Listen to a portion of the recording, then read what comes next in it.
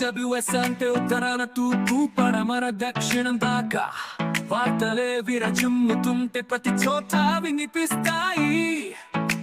ఈ ATE అనేది మనకు విలువైనది, కాలమే మనకు బంధువైనది.